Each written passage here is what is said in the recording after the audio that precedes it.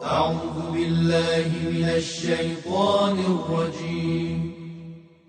بسم الله الرحمن الرحيم.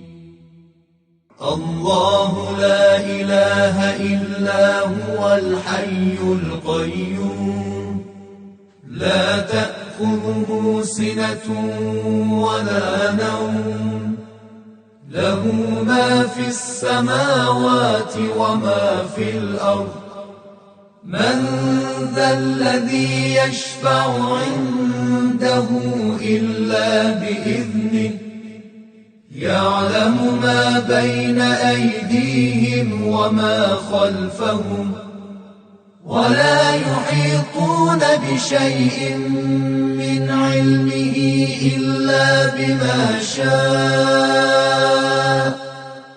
وسع كرسيه السماوات والأرض ولا يؤوده حفظهما وهو العلي العظيم. الله خدایی است که جز او هیچ خدایی نیست،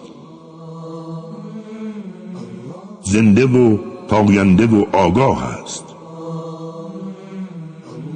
هیچ خواب سبک و سنگینی او را فرا نمیگیرد و آنچه در آسمانها و زمین است از آن اوست. پس کیست که بتواند بدون اجازه اش شفاعت کند؟ هموست که از گذشته و آینده مردمان با خبر است. هیچ کس به علم او احاطه پیدا نمی کند مگر به قدری که خودش بخواهد. تخت فرماندواییش چنان وسیع است که همه آسمان ها و زمین را در بر گرفته، در حالی که حفظ آنها بر او سخت نیست. و خداوند بلند مرتبه و بزرگ است.